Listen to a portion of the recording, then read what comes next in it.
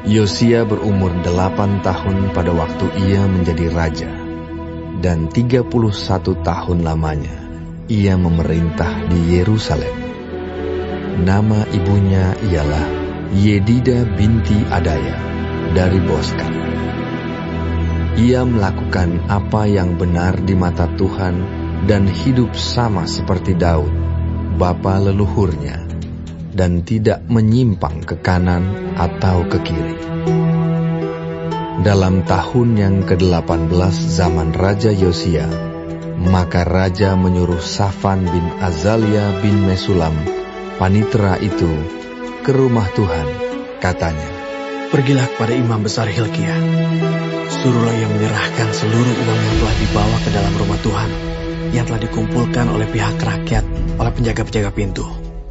Baiklah itu diberikan mereka ke tangan para pekerja yang diangkat untuk mengawasi rumah Tuhan, supaya diberikan kepada tukang-tukang yang ada di rumah Tuhan untuk memperbaiki kerusakan rumah itu, yaitu untuk tukang-tukang kayu, tukang-tukang bangunan, dan tukang-tukang tembok, juga bagi pembelian kayu dan batu pahat untuk memperbaiki rumah itu. Tetapi tidak usahlah mengadakan perhitungan dengan mereka mengenai uang yang diberikan ke tangan mereka, sebab mereka bekerja dengan jujur." Berkatalah imam besar Hilkia kepada Safan, panitera itu, "Telah kutemukan kitab Taurat itu di rumah Tuhan." Lalu Hilkia memberikan kitab itu kepada Safan, dan Safan terus membacanya. Kemudian Safan, panitera itu, masuk menghadap raja. Disampaikannyalah kabar tentang itu kepada raja. "Hamba-hambamu ini telah mengambil seluruh uang yang terdapat di rumah Tuhan dan memberikannya ke tangan para pekerja yang diangkat mengawasi rumah itu." Safan, panitera itu, memberitahukan juga kepada raja, "Imam Hilkia telah memberikan kitab kepadaku." Lalu Safan membacakannya di depan raja. Segera sesudah raja mendengar perkataan kitab Taurat itu, dikoyakkannyalah pakaiannya.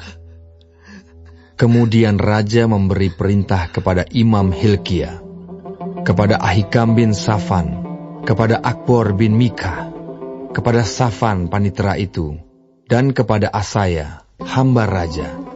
Katanya, "Pergilah, mintalah petunjuk Tuhan bagiku, bagi rakyat, bagi seluruh Yehuda, tentang perkataan kitab yang ditemukan ini.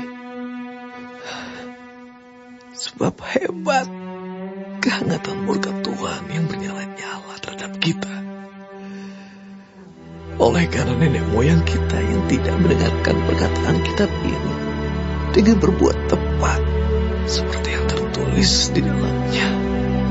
Maka pergilah Imam Hilkia, Ahikam, Akbor, Safan dan Asaya kepada Nabiah Hulda, istri seorang yang mengurus pakaian-pakaian, yaitu Salum bin Tikwa bin Harhas.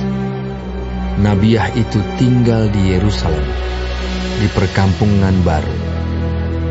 Mereka memberitakan semuanya kepadanya. Perempuan itu menjawab mereka, "Beginilah firman Tuhan Allah Israel.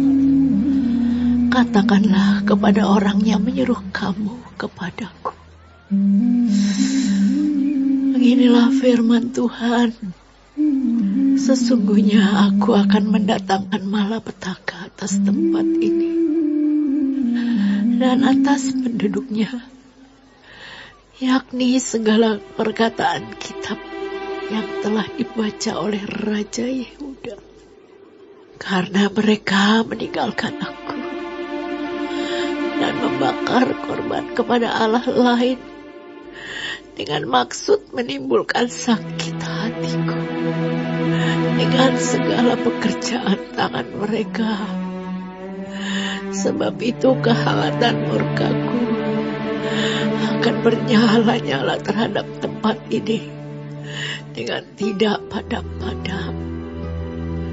Tetapi kepada Raja Yehuda yang telah menyuruh kamu untuk meminta petunjuk Tuhan, harus kamu katakan demikian.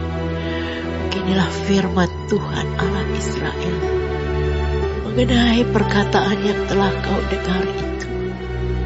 Oleh karena kau sudah menyesal dan kau merendahkan diri di hadapan Tuhan pada waktu engkau mendengar hukuman yang kufirmankan terhadap tempat ini dan terhadap penduduknya, bahwa mereka akan mendahsyatkan dan menjadi kutuk. Dan oleh karena engkau mengoyakkan pakaianmu dan menangis di hadapanku, aku pun telah mendengarnya. Demikianlah firman Tuhan. Sebab itu, sesungguhnya aku akan mengumpulkan engkau kepada nenek moyangmu, dan engkau akan dikebumikan ke dalam kuburmu dengan damai. Dan matamu tidak akan melihat segala malapetaka yang akan kudatangkan atas tempat ini. Lalu mereka menyampaikan jawab itu kepada raja.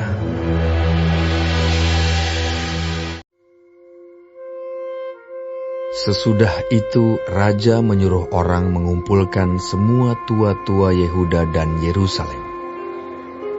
Kemudian pergilah raja ke rumah Tuhan, dan bersama-sama dia semua orang Yehuda dan semua penduduk Yerusalem, para imam, para nabi, dan seluruh orang awam, dari yang kecil sampai yang besar. Dengan didengar mereka, ia membacakan segala perkataan dari kitab perjanjian yang ditemukan di rumah Tuhan itu. Sesudah itu, berdirilah raja dekat tiang, dan diadakannyalah perjanjian di hadapan Tuhan untuk hidup dengan mengikuti Tuhan, dan tetap menuruti perintah-perintahnya, peraturan-peraturannya, dan ketetapan-ketetapannya dengan segenap hati, dan dengan segenap jiwa, dan untuk menepati perkataan perjanjian yang tertulis dalam kitab itu. Dan seluruh rakyat turut mendukung perjanjian itu. Raja memberi perintah kepada imam besar Hilkia, dan kepada para imam tingkat 2, dan kepada para penjaga pintu, untuk mengeluarkan dari bait Tuhan segala perkakas yang telah dibuat untuk Baal dan Asyera, dan untuk segala tentara langit. Lalu dibakarnyalah semuanya itu di luar kota Yerusalem, di padang-padang Kidron, dan diangkutnyalah abunya ke Betel. Ia memberhentikan para imam dewa asing yang telah diangkat oleh raja-raja Yehuda untuk membakar korban di bukit pengorbanan di kota-kota Yehuda dan di sekitar Yerusalem, juga orang-orang yang membakar korban untuk Baal, untuk dewa matahari, untuk dewa bulan, untuk rasi-rasi bintang, dan untuk segenap tentara langit. Dibawanyalah tiang-tiang berhala dari rumah Tuhan keluar kota Yerusalem ke sungai Kidron. Lalu dibakarnya di situ, dan ditumbuknya halus-halus menjadi abu. Kemudian dicampakannyalah abunya ke atas kuburan rakyat jelata. Ia merobohkan petak-petak pelacuran bakti yang ada di rumah Tuhan, tempat orang-orang perempuan bertenun sarung untuk Asyera. Disuruhnyalah datang semua imam dari kota-kota Yehuda. Lalu ia menajiskan bukit-bukit pengorbanan, tempat para imam itu membakar korban, dari Geba sampai Bersheba. Dirobohkannya pula bukit-bukit pengorbanan di pintu-pintu gerbang yang ada dekat lobang pintu gerbang Yosua, penguasa kota itu, yang ada pada sebelah kiri kalau orang memasuki pintu gerbang kota itu. Tetapi para imam bukit-bukit pengorbanan itu tidak boleh naik ke mezbah Tuhan di Yerusalem. Hanya mereka boleh memakan roti yang tidak beragi di tengah-tengah saudara-saudara mereka. Ia menajiskan juga Tofet yang ada di lembah Ben Hinnom, supaya jangan orang mempersembahkan anak-anaknya sebagai korban dalam api untuk dewa Moloch. Dibuangnyalah kuda-kuda yang ditaruh oleh raja-raja Yehuda untuk dewa matahari di pintu masuk ke rumah Tuhan, dekat bilik Natan Melech, pegawai istana yang tinggal di gedung samping. Juga kereta-kereta dewa matahari dibakarnya dengan api. Mezbah-mezbah yang ada di atas Sotoh, tempat peranginan Ahaz, yang dibuat oleh raja-raja Yehuda, dan mezbah-mezbah yang dibuat Manasye di kedua pelataran rumah Tuhan, dirobohkan oleh raja dan diremukkan di sana. Lalu dicampakkannya abunya ke sungai Kidron. Bukit-bukit pengorbanan yang ada di sebelah timur Yerusalem, di sebelah selatan bukit kebusukan, dan yang didirikan oleh Salomo, Raja Israel, untuk Asitoret, dewa kejijikan sembahan orang Sidon, dan untuk Kamos, dewa kejijikan sembahan Moab, dan untuk Milkom, dewa kekejian sembahan orang Amon, dinajiskan oleh raja. Ia memecahkan tugu-tugu berhala dan menebang tiang-tiang berhala. Lalu ditimbuninya tempat-tempat itu penuh dengan tulang-tulang manusia. Juga mezbah yang ada di Betel, bukit pengorbanan yang dibuat oleh Yerobeam bin Nebat yang mengakibatkan orang Israel berdosa. Mezbah dan bukit pengorbanan itu pun dirobohkannya, dan batu-batunya dipecahkannya. Lalu ditumbuknya halus-halus menjadi abu, dan dibakarnyalah tiang berhala. Dan ketika Yosia berpaling, dilihatnyalah kuburan-kuburan yang ada di gunung di sana. Lalu menyuruh orang mengambil tulang-tulang dari kuburan-kuburan itu, membakarnya di atas mezbah dan menajiskannya, sesuai dengan firman Tuhan yang telah diserukan oleh abdi Allah yang telah menyerukan hal-hal ini. Ia berkata, "Apakah tanda keramat yang kulihat ini?" Lalu orang-orang di kota itu menjawab dia, "Itulah kuburan abdi Allah yang sudah datang dari Yehuda, dan yang telah menyerukan segala hal yang telah kau lakukan terhadap mezbah Betel ini." Lalu katanya, "Biarkanlah itu. Janganlah ada orang yang menjamah tulang-tulangnya." Jadi mereka tidak mengganggu tulang-tulangnya dan tulang-tulang nabi yang telah datang dari Samaria itu. Juga segala kuil di bukit-bukit pengorbanan yang di kota-kota Samaria, yang dibuat oleh raja-raja Israel untuk menimbulkan sakit hati Tuhan, dijauhkan oleh Yosia, dan dalam hal ini ia bertindak tepat seperti tindakannya di Betel. Ia menyembelih di atas mezbah-mezbah itu semua imam bukit-bukit pengorbanan yang ada di sana, dan dibakarnya tulang-tulang manusia di atasnya. Lalu pulanglah ia ke Yerusalem. Kemudian raja memberi perintah kepada seluruh bangsa itu, "Rayakanlah Paskah bagi Tuhan Allahmu, seperti yang tertulis dalam kitab perjanjian ini." Sebab tidak pernah lagi dirayakan Paskah seperti itu sejak zaman para hakim yang memerintah atas Israel, dan sepanjang zaman raja-raja Israel dan raja-raja Yehuda.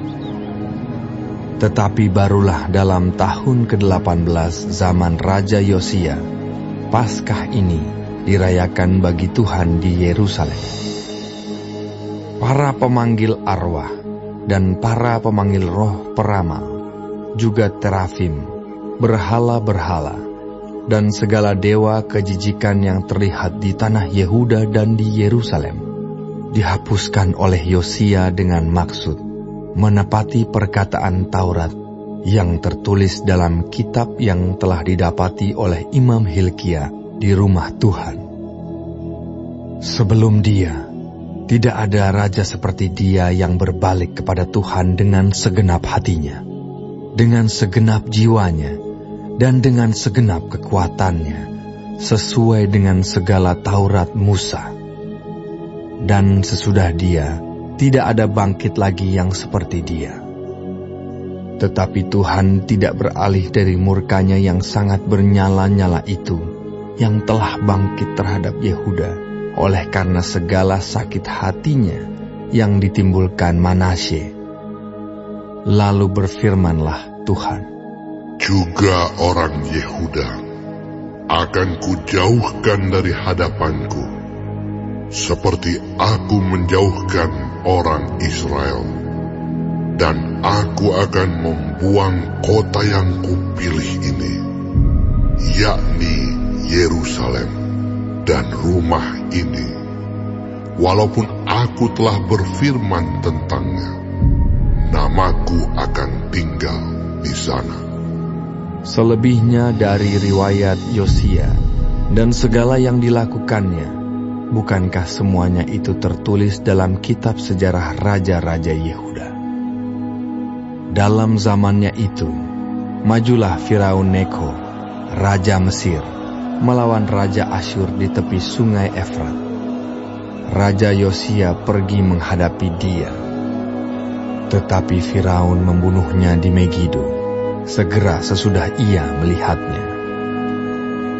Pegawai-pegawainya mengangkut mayatnya dengan kereta dari Megido dan membawanya ke Yerusalem. Kemudian mereka menguburkannya dalam kuburnya sendiri. Maka rakyat negeri itu menjemput Yoahas, anak Yosia, mengurapi dia dan mengangkat dia menjadi raja menggantikan ayahnya. Yoahas berumur 23 tahun pada waktu ia menjadi raja, dan 3 bulan lamanya ia memerintah di Yerusalem. Nama ibunya ialah Hamutal binti Yeremia dari Libna. Ia melakukan apa yang jahat di mata Tuhan, tepat seperti yang dilakukan oleh nenek moyangnya. Firaun Neko mengurung dia di Ribla, di tanah Hamat, supaya jangan ia memerintah di Yerusalem. Lagi Firaun membebankan kepada negeri itu denda sebesar 100 talenta perak dan 10 talenta emas. Firaun Neko mengangkat Elyakim, anak Yosia, menjadi raja menggantikan Yosia, ayahnya, dan menukar namanya dengan Yoyakim. Tetapi Yoahas dibawanya.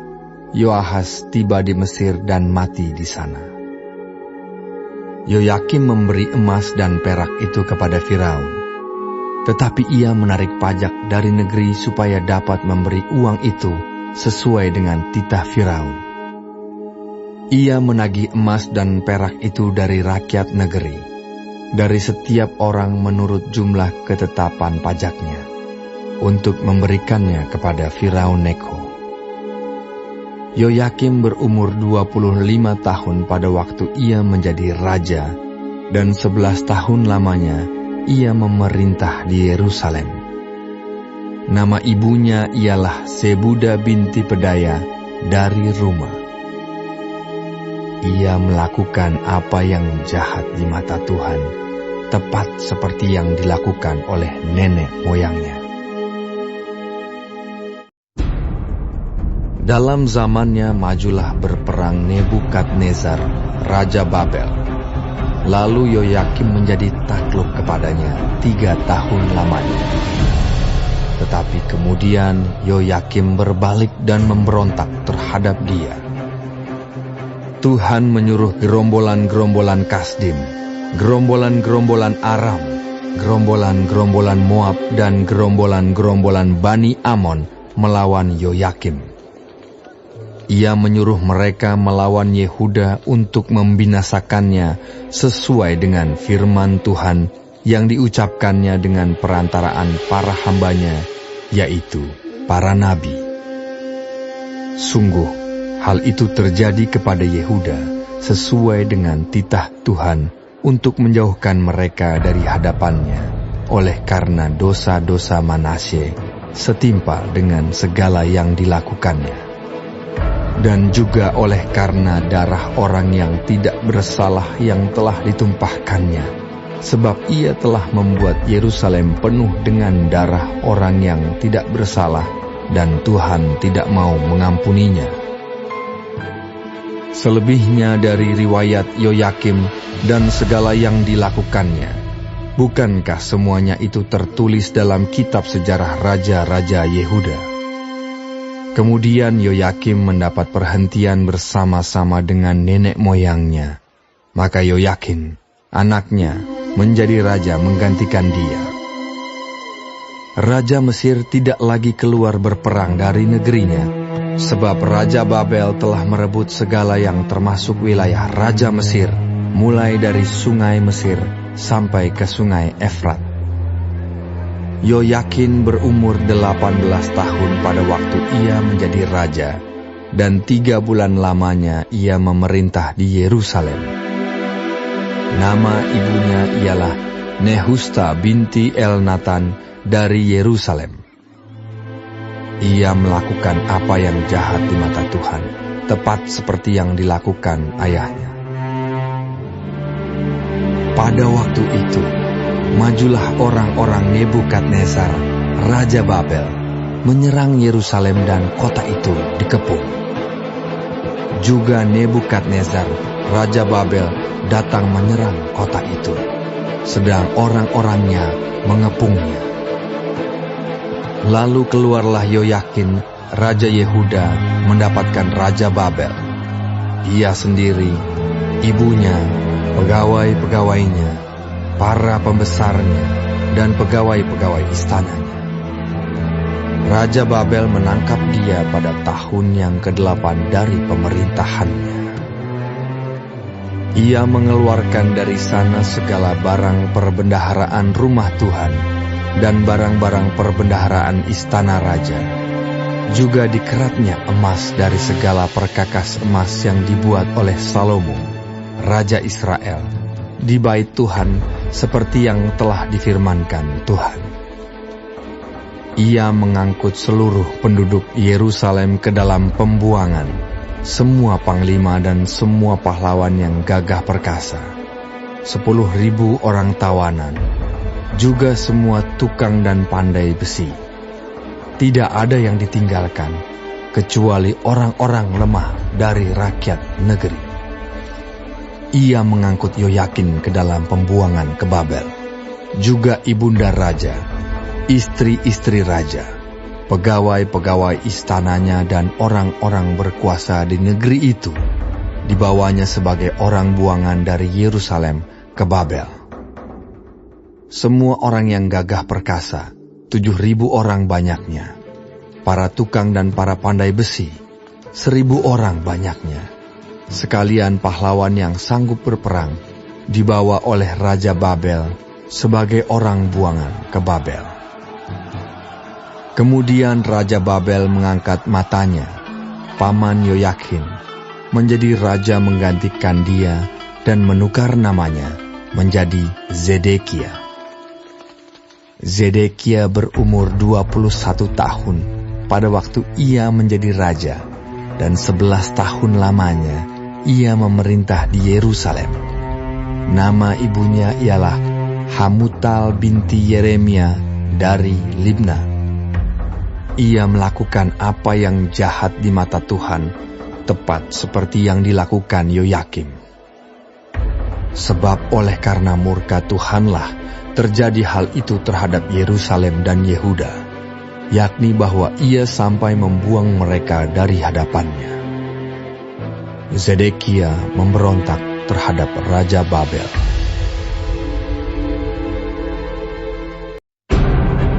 Maka pada tahun ke-9 dari pemerintahannya, dalam bulan yang ke-10, pada tanggal 10 bulan itu, datanglah Nebukadnezar, Raja Babel, dengan segala tentaranya menyerang Yerusalem. Ia berkemah mengepungnya dan mendirikan tembok pengepungan sekelilingnya. Demikianlah kota itu terkepung sampai tahun yang ke-11 zaman Raja Zedekia. Pada tanggal 9 bulan yang keempat, ketika kelaparan sudah merajalela di kota itu, dan tidak ada lagi makanan pada rakyat negeri itu, maka dibelah oranglah tembok kota itu, dan semua tentara melarikan diri malam-malam melalui pintu gerbang antara kedua tembok yang ada di dekat taman raja, sekalipun orang Kasdim mengepung kota itu sekeliling. Mereka lari menuju ke Araba Yordan. Tetapi tentara Kasdim mengejar raja dari belakang dan mencapai dia di dataran Yeriko. Segala tentaranya telah berserak-serak meninggalkan dia. Mereka menangkap raja dan membawa dia kepada Raja Babel di Ribla yang menjatuhkan hukuman atas dia. Orang menyembelih anak-anak Zedekia di depan matanya. Kemudian dibutakannya lah mata Zedekia, lalu dia dibelenggu dengan rantai tembaga dan dibawa ke Babel.